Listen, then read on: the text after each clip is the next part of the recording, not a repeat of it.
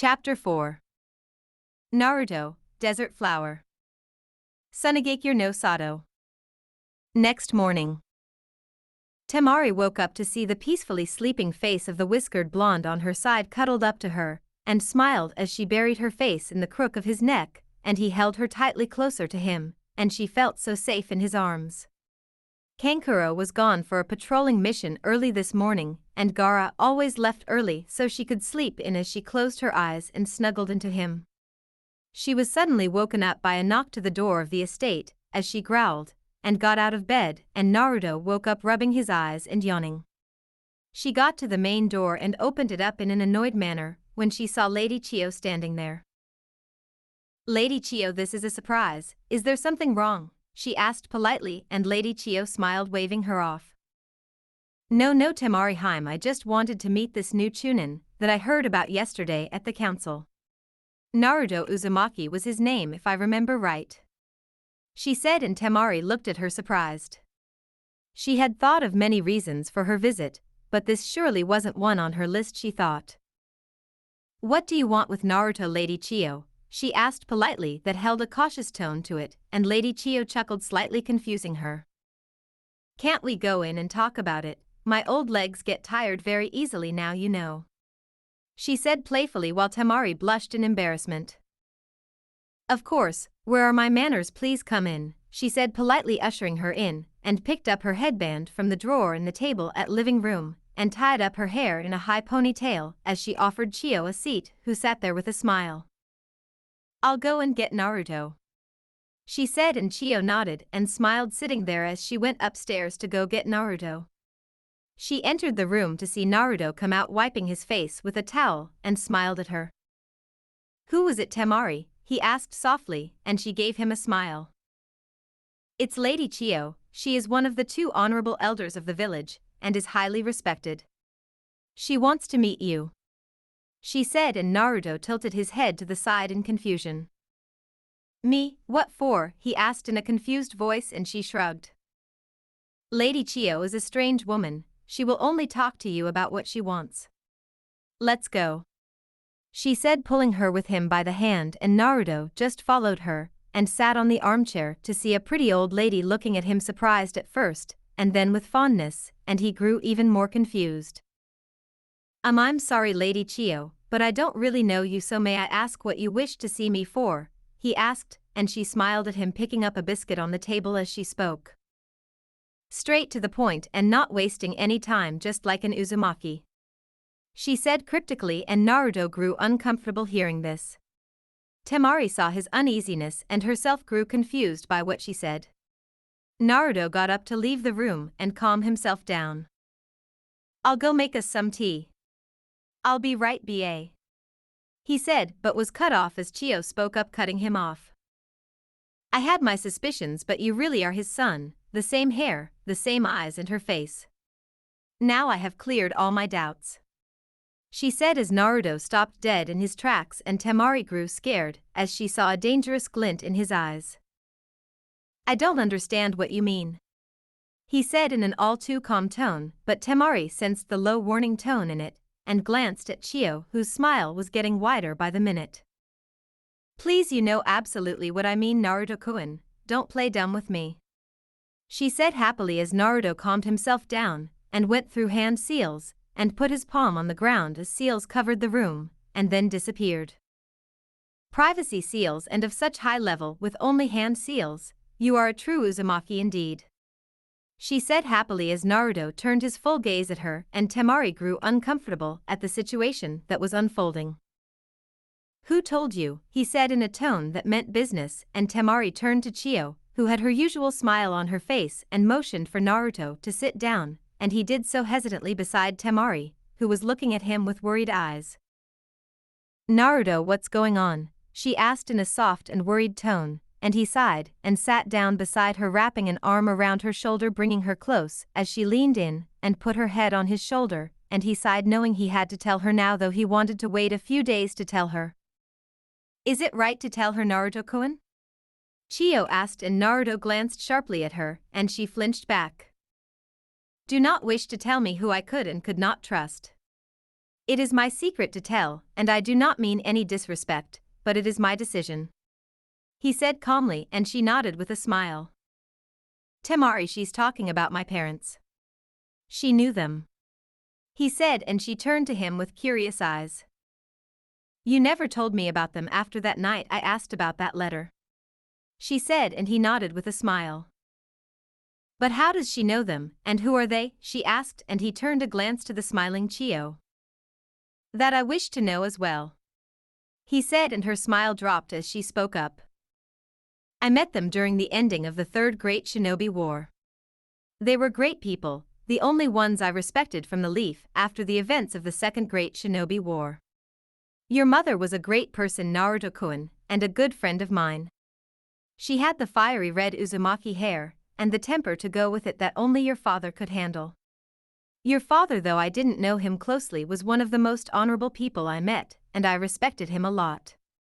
Both were the last of their clans, and when I heard the name Uzumaki, and that you were in the village, I had to meet their son. Not many remember their clans, since they were almost extinct after the Second Great Shinobi War, she said fondly, and Naruto smiled as Temari put a hand on his cheek, turning his face towards her.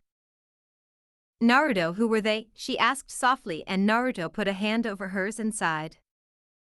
Their names were Kushina Uzumaki, the princess of the Uzumaki clan, and the heiress to Yuzushiogakure.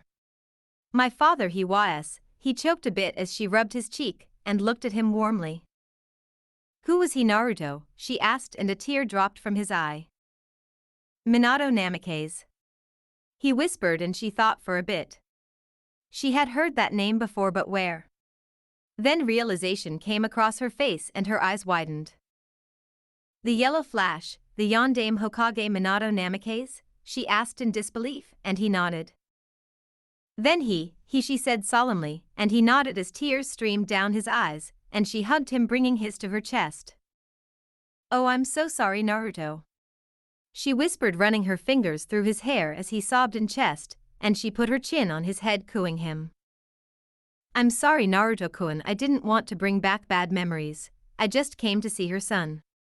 Chio said in an apologetic voice, and he shook his head, wiping his eyes. Don't be, I'm glad that I met someone who knew them personally. If you don't mind, can you tell me something about them? He asked hopefully, and she nodded with a smile. Of course, Naruto-kun, today I have a council meeting unfortunately, but hopefully tomorrow you can come to my house. Temari Heim knows where it is. She said, and he nodded gratefully. That would be very nice, Lady Chio, I am really grateful. He said, and she nodded and turned to leave, and Temari and Naruto walked back to the living room and sat down on the couch in silence as Temari broke it. Naruto, does Gaara know? She asked, and he nodded, and she looked down. Then why didn't you tell me, Naruto? Don't you trust me? She whispered, and he immediately sat by her side, pulling her in a hug. No, Temari, don't say that, please, I trust you more than life itself. I was going to tell you that night, but I didn't have the courage to tell you that night. I was scared, frightened, and so lost. If it weren't for you, I would be dead. He was silenced as Temari put her fingers on his lips and didn't let him finish. Don't ever say that, Naruto. She whispered, and he nodded, holding her to his chest. When will you reveal it to the village? She asked, and he smiled. He too wanted to take up his father's name soon, but the time wasn't right yet. I'm not strong enough to protect myself if someone came for me to get revenge on my father, and they might use anyone close to me as leverage if they fail. I can't let anyone else be in danger because of me. He whispered, and she nodded in his chest. I'll keep it a secret until you're ready, trust me. She whispered, and he nodded. I trust you, Mari-chan, more than anyone in the world. He whispered, and she blushed a faint pink blush and looked up. What did you call me? She whispered, and he realized what he had called her and looked down, not meeting her eyes. He remembered how Sakura used to hit him and curse him when he had called her with an affectionate name, and she too hated it, he realized. I'm sorry, don't mind me, I didn't me. He started nervously babbling, not wanting to lose her friendship too, but was silenced as Temari put her fingers on his lips and gave him a heartwarming smile. Hush, I don't mind. In fact, from now on call me that all right. She said softly and his eyes watered. She didn't mind it, he thought, and she pulled him into a hug. Arigato Mari-chan. He whispered and she nodded, running her fingers through his hair, and had a faint pink blush, liking the way he called her so affectionately. You never have to thank me, Naruto. She whispered and he nodded and looked up at the way she had called him, and she sensed the origin of his confusion and answered. You didn't think only you can call me like that, right? She asked playfully, and he smiled, shaking his head. No, Mari-chan, you can call me whatever you like, he said in a small voice, and she put a hand over his cheek and rubbed his cheek as he leaned into her touch. He was never close to anyone, and no one showed him any physical contact, and he liked it, he thought. Naruto, you don't have to be scared of talking to me like that. Speak what you want with me, all right? I won't get angry, I promise, she said softly, rubbing his cheek, and he nodded. She wanted him to get out of that shell he had reseated himself into. He nodded, smiling gratefully as he went into the kitchen, and both had breakfast and sat in a comfortable silence before Temari spoke up. Hey Naruto, you know how to play shogi? She asked suddenly, and he looked at her surprised, then shook his head. No, no one really played with me before, but if you explain the rules I might be able to play, he said in a small voice, and she nodded and beamed. No one liked to play shogi with her since they thought it was boring, and she always won. She got up and walked up into her room, and went through her closet finding what she was looking for, and came down to the living room with the board and laid it in the middle of the couch as both sat in front of each other. All right Naruto, this is a strategy game, just like a real battlefield. It requires strategy. Now I'll explain the pieces and rules, all right, she said, and he nodded. Kankuro came back from patrolling along with Gaara for breakfast to see Temari and Naruto ready to play shogi. Hey Naruto, you don't have to play with her, it's no fun, she always wins, he said, and Temari smirked. That's because you're too dumb to play a mind game instead of those dolls. And my mind is one of the best strategic minds in the village, you idiot, Temari said tauntingly, and he fumed at the insult. Temari, you shouldn't underestimate your opponent, said Gaara stoically, and she looked at him with a smirk. Please Gaara, no one has ever beaten me in shogi, and I just explained the rules to him, she said smugly as Kankuro spoke up. Yeah, Gaara, the kid won't win. I hate to say it, but I bet he doesn't win even if he played 10 games, said Kankuro, and Gaara's lips twitched upwards. I'll take that bet. I bet 500 Ryo on Naruto, he said monotonously, and Kankuro looked at him with a raised eyebrow. Alight, it's your money. If you want to lose it so badly, you're on, he said with a smirk as Naruto glanced at him nervously. Gaara, Temari's right, it's my first time playing it, and I'm no good at strategies, and you can lose a lot of money, he said nervously as Gaara put a hand over his shoulder. Uzumaki, if there's one thing I know about you is to never count you out. You have a knack for pulling the unexpected, he said, and Naruto nodded hesitatingly. All right Mari-chan, let's play, he said softly, and she nodded with a smile. Kankuro raised an eyebrow at the affectionate name and saw that she didn't mind it. Maybe he should try it too. Yeah, Mari-chan, win me some money, he said with a perverted chuckle indicating something, and Gaara took a step back, and the temperature in the room dropped as Temari's bangs shadowed her eyes. What did you just call me? She asked sweetly with a very sweet smile as Kankuro started sweating. A moment later his screams were heard in the village as Temari beat him to an inch of his life with her battle fan, and Naruto and Gaara decided to do the intelligent thing and stood back. Shouldn't we, help him? Naruto asked Gaara nervously, who looked at him incredulously. You want to risk getting that? He asked in disbelief as Naruto glanced at Kankuro. Not there, not there. Oh my jewels, he shouted as both Gaara and Naruto winced, and Naruto walked up to Temari and wrapped his arms around her waist from behind and put his chin on her shoulder, calming her down. Mari-chan, that's enough, I think he has had enough. It was just a joke, he said softly, and she put down her fan and smiled as her anger died down and turned her eyes to Kankuro was hiding behind Gaara's leg. Alright, but if you call me that again, or give any insinuation like that, chuckle. She said, leaving the threat hanging in the air, and he nodded furiously. All of them sat around the board as Temari made the first move as Naruto asked her to, and he instantly moved his piece.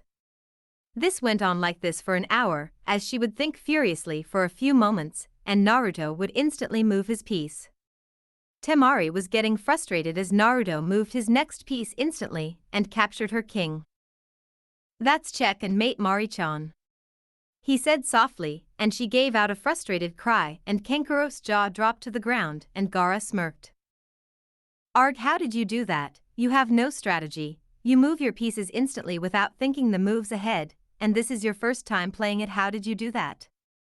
You are so, she said in a frustrated tone as Gaara finished her sentence. Unpredictable, he said calmly, and she nodded, slumping in defeat as she looked at Naruto with curious eyes, who was grinning. Wow, Mari-chan, that was fun and you are good, you almost got me a couple of times. We should do this again sometime, he said in a happy voice, and she smiled. Her anger died down seeing him happy, and she nodded with a smile. Gaara put his hand in front of Kankuro, who grumbled, and emptied his wallet in his hand, and Gaara counted the money slowly to infuriate him, and he fumed. Alright, I'm going out to train, he said, and they nodded as he walked out and went towards the training fields. Time skip 2 weeks later. 2 weeks had passed and Naruto had been training hard to bring his body and taijutsu to a good level. He had played shogi several times with Temari in the night, with each time him winning or losing when Temari tricked him to look at her or somewhere else, and would change the pieces, and both would laugh after a few moments of staring blankly at each other, with Naruto tackling and tickling her as she begged for him to stop, and both would roll on the bed and fall asleep laughing, and in each other's arms. He had visited Lady Chio a couple of times, and she had told him all about his parents, and how they were in life, and how much she loved his mother and respected his father, though resented Konoha as a whole all that much. She had started giving Temari medical lessons when she went with him, and he found out that Lady Chio was one of the best medic nins and poison experts in the elemental nations, second best only to Tsunade, as was seen in the Second Great Shinobi War, where she bested her poisons every time she came up with a new one. Naruto was going through his father's taijutsu katas, and suddenly a gust of wind came towards him as he jumped back and saw Temari standing there, one hand on her hip and the other on her fan as she stood there grinning. A blush crept across his face as he saw her new attire. She wore a blue battle kimono with a deep neck cut, which was mostly covered by the ANBU armor over it, and a red belt tied on her waist flowing in the air, and a dark blue skirt with slits on both sides showing of her toned creamy legs, and the usual fishnet she wore on her legs. She wore her now black headband on her neck with black shinobi sandals to match them. Search for the pic of Temari at the end of part 1 on Google or Narutopedia. Naruto thought he hadn't seen a kunoichi look this deadly and beautiful before. Hey Mari-chan, he said softly, and she walked up to him and stood before him. They had sparred a couple of times in taijutsu before in the past weeks, and found out that it was her weakness, which she was now trying to get fixed by learning her family's style, which was a defensive style, as her family has always relied on some form of long-range offensive style before, and it was created to work out their weakness at close combat. Let's have a spar, alright, she said, and he nodded as both took a few steps back as she opened her fan to the first moon and blew it towards him as Naruto jumped sideways and put his hands in a cross-hand seal. Ninja art, multi-shadow clone jutsu, he yelled, and created 30 clones who divided into 3 battalions and covered her as they were about to charge. She opened up the fan to the third moon and channeled chakra to her fan as it hummed and glowed. Wind style, wind scythe jutsu, she said, opening her fan completely and crouched down, swinging her fan at a 270-degree angle, taking out all the clones, and her eyes widened. The real wasn't amongst them. She tried to turn back, but an arm wrapped around her waist and held her loose to a strong chest from the back as a kunai was on her neck. Naruto pulled her closer, her whole body pressed against his as he whispered, "Yield, Mari-chan." He whispered in her ear, sending shivers down her spine, and she turned around in his arms and gazed into his cerulean eyes as she tripped him and disarmed him, pinning him on the ground as she had a leg on either side of his waist and her face in front of his. "You lose, Naruto," she whispered softly in his ear, and Naruto gazed into her eyes and whispered breathlessly before he leaned up and captured her lips. "Hi, you win," he said before capturing her pink and soft supple lips as she was wide-eyed for a moment before she relaxed and returned the kiss, putting her hand behind his neck, deepening the kiss. She had a mischievous thought as she licked his bottom lip softly, and he gasped as she took advantage of it and pushed her tongue into his mouth, exploring it. Naruto was stunned as she did that, but after a moment he relaxed and massaged her tongue softly, letting her do what she wanted to as she kept exploring his mouth, and was grateful that he was just gently massaging her tongue and letting her do what she wanted, not pushing her for anything. They broke off after a couple of minutes as Temari was flushed with a scarlet blush on her face, and Naruto had his eyes glazed for a moment before he brought her head down, putting it in the crook of his neck and holding her against him. Her body pressed tightly against his as he had her wrapped around him. Temari just wrapped her arms around his waist and sighed in content, with a smile closing her eyes as she snuggled into him. Both stayed silent as Naruto took of her bands, holding her hair and letting it flow freely as he ran his fingers through her silky blonde hair and took in her scent that he loved. He admitted that he had developed feelings for the kunoichi, and this wasn't the petty stupid crush he had back in Konoha, this was something more. He rubbed her back as she snuggled into his neck and he smiled. He liked holding her close to him. It just completed him, but it was wrong. She didn't deserve someone like him. She was a princess of the village and any guy will be happy to be close to her. She deserved someone better. He had to stop before anything else happened. "Mari-chan," he whispered and felt her breath on his neck as she kissed him a little on his neck. "Mum," she softly moaned, and he ran his fingers through her hair. "We should stop this," he whispered, and her eyes snapped open as she gazed into his eyes with hurt in her eyes as her bottom lip trembled. Her eyes watered as she thought of why he had said this. "You don't like me? Am I not pretty enough? Or am I too hard-headed for you?" she asked in a hurt tone, and his eyes widened and he averted his eyes. "No, it isn't you, it's me," he whispered, and now she was confused. "What do you mean?" she asked softly, keeping a hand on his cheek, forcing him to look at her as she saw a tear roll down his eye. "You are a princess of the village, you deserve someone better, not someone like." He was cut off as she crashed her lips on his, and he melted in her kiss. She gave him the most passionate kiss she could muster as she broke off, both breathing hard. "I really like you, Naruto, I haven't felt this way for anyone before. I trust you, and when you hold me I feel safe. I don't even let my guard down in front of my brothers, but with you it's different. I don't know what it is, but I want you to hold me forever. I can't sleep without holding you, and when I'm with you I feel vulnerable, but the simplest of those touches you give me to reassure me, I feel like I can do anything. You cook and take care of me like a princess, and I like those small things that you take care of for me. You never even look or glance at me in an indecent way, and I love that innocence behind all the pain and sorrow in those deep blue cerulean pools you look at me with. Please, Naruto, just tell me this, do you like me too?" she asked softly, rubbing his whiskers as he said nothing for a moment before he flipped her around and crashed his lips onto her, answering her with the passionate kiss he wanted so much. He licked her bottom lip gently, and she opened her mouth, giving him access, as she put one hand behind his neck, pulling him closer, deepening the kiss, and the other grabbing his hair as he explored her mouth, and she massaged his tongue softly. He loved how soft her tongue was and how she had given her access as he explored her cavern bit by bit, and broke off the kiss as she whined a bit at the loss of contact, but he kissed her jawline softly, and she moaned and breathed hardly. He went down to her neck as she turned her head away, giving him more access as she held his head closer, and he kissed and licked the soft skin of her neck. He pulled off the Anbu armor and threw it aside, and pulled her blue kimono a bit sideways as now she was a bit worried what he wanted to do. He sensed her tension and started kissing gently and softly on her neck, going upwards.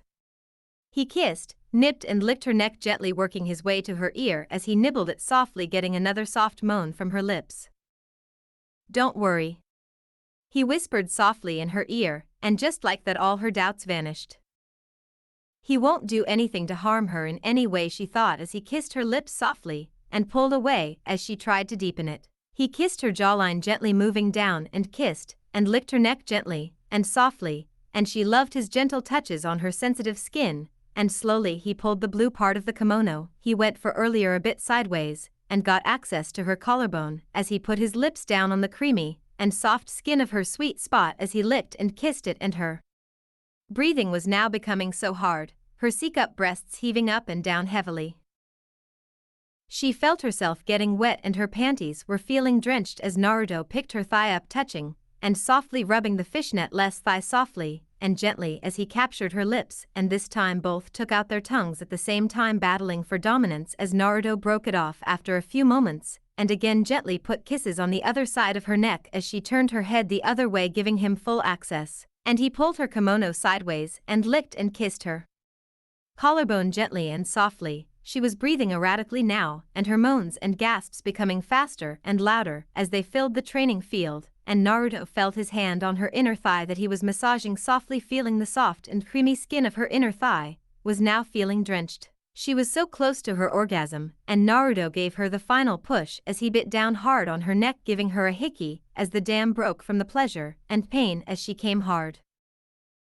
"Naruto," she said loudly and breathlessly, moaning his name as her orgasm came, and Naruto licked off the bit of blood from her neck, kissing it gently, easing off her pain as she brought his head up and pecked him with her now swollen pink lips, and brought his head to the crook of her neck and closed her eyes, running her fingers through his hair as Naruto snuggled into her neck and pecked it, pulling the strand of hair aside, and closed his eyes as both breathed hard and were now exhausted.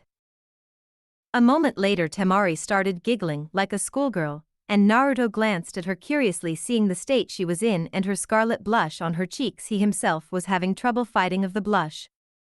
Her hair was disheveled and her silky blonde hair now flowing around with her kimono loose down to the edge of her breasts and showing off bits of her pink bra. Her skirt was up and showed him her drenched pink panties, with his hand still on the inner side of her thigh as she looked at him lovingly with her arms around his neck, and he asked her what she was giggling about softly, and she answered, "That was my first time kissing anyone, and I have to say not many girls can say that their first time kissing was that amazing," she said softly and playfully, and he chuckled softly and pecked her lips and buried his face in her neck, taking in her scent.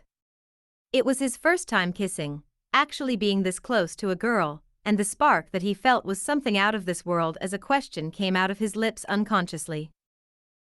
"Temari, will you be my girlfriend?" he asked softly, and her eyes widened in surprise, and Naruto quickly continued, not wanting her to think he was forcing her into anything. "It's all right if you don't want to. I don't know a lot about relationships or dating, but I wanted to, you know." He was cut off as Temari captured his lips and stopped his babbling, and looked at him lovingly as she broke off. "Of course I will, you idiot.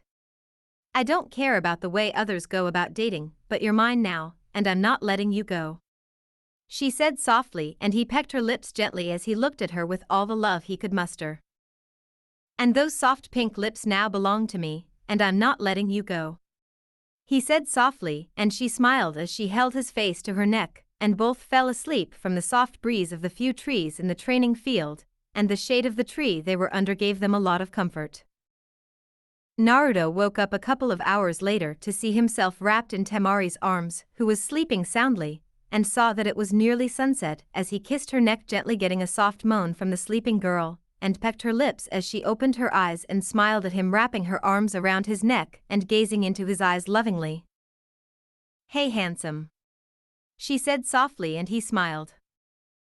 "Hey beautiful," he answered softly, and both leaned in and kissed each other passionately, and broke off with a trail of saliva, and both looking flushed and breathing heavily, and gazing at each other in love as the orange light of the sunset fell on the field, making it a truly majestic sight, and just as the sun dipped both leaned in for the final kiss of the evening, and broke off as the sky now had little light, and broke off from their kiss as Naruto's lower lip bled a bit from the bite Temari gave him as she kissed the bit of blood away, and both got up. Temari fixed her clothes and pulled on her ANBU armor, and tied her red waistband, which flowed with the breeze, and put her hair in a single high ponytail that came to her waist since it wasn't now divided into the usual 4 pigtails. Both started walking out of the fields as they came into the shopping district of the village, and Temari put her head on his shoulder and wrapped her body against his arm, and Naruto wrapped his arm pulling her closer, and both walked slowly gathering glances and whispers all over the village, not caring in the slightest as they went home. They put off their shinobi equipment, and Temari dropped her ANBU armor now only in her slit skirt and blue deep neck kimono. Naruto started making dinner, and she stood beside him leaning against the counter as he stood beside her ready to start chopping the vegetables when she spoke up. "Do you need any help?" she asked, looking down, fiddling with her feet, a faint pink blush on her face, and he raised an eyebrow. He knew she didn't know how to cook, but wanted to be close to him, and smiled as he caught her wrist, spun her around as she squealed, and held her back against his chest with his chin on her shoulder, and put the knife in her hand as he put his hands on hers and started chopping. Temari had a scarlet blush on her face and loved being so closely held against him. "You're an even better cook than I am," he said softly and playfully in her ear as he put her hand on the handle of the pan, putting the cut vegetables in the boiling water for the soup, and she elbowed him, giggling as he prepared the tempura for the shrimp in the same way. Gaara and Kankuro came in the kitchen and watched with stupefied expressions at the couple that were giggling and cooking, lost in their old world. Kankuro's jaw was on the ground as he was pointing his finger at them, and his jaw moved up and down, but no words came out. Gaara came out of his stupor and smirked. "Guess they finally got together," he said as he looked at them in disbelief, and both walked beside the couple, gaining their attention, as both Naruto and Temari smiled at them, and Temari had a blush on her face. "What have you done to my sister? She never acts this nicely to anyone," Kankuro said stupidly as the temperature in the room dropped and Gaara took a couple of steps sideways from the now shaking boy. "What did you just say?" she asked sweetly, and Kankuro turned pale as a sheet and started apologizing and holding his hands in front of his jewels, but she didn't want to have any of that. She tried to get off Naruto's hold, but he just held tighter and nibbled her ear, getting a soft moan, and gently kissed her neck softly at several points, gaining a couple of more soft moans as she held her head sideways, giving him access, and her anger forgotten. Naruto stopped and put his chin on her shoulder, their cheeks touching, as she put a hand on his cheek and smiled. He said sorry and he didn't mean it. "Mari-chan, you can forgive him, can't you?" he asked softly, and she nodded, rubbing his whisker marks, and melted in his arms as he rubbed her stomach softly. "All right," she whispered with closed eyes, and Naruto smiled and glanced at Kankuro, who was crying anime tears at being saved, and Gaara was smiling. "Take care of my sister Uzumaki," said Gaara, and he smiled and nodded as all of them had dinner, with Temari being pulled on Naruto's lap and both feeding each other, and went to their rooms. Naruto changed in his usual night clothes and got in bed as Temari came and got in bed with him in her usual nightwear, and he switched off the light, only moonlight coming in through the window as they kissed passionately for a few moments and broke off, breathing heavily as Temari put her head on his chest and closed her eyes, with Naruto running his fingers through her free-flowing blonde hair, and both had smiles on their faces with blushes on their cheeks. "Good night, Naruto," she whispered, closing her eyes. "Good night, Mari-chan," he whispered and closed his eyes, holding her tightly as she snuggled into his neck, and both fell into a deep slumber, enjoying each other's warmth. Alright guys, so that's gonna be part 4 of what if Naruto was abandoned by the leaf and taken in by the Sand Village. I hope you enjoyed, and I might post another video later today. I'm not 100% sure yet. Goodbye.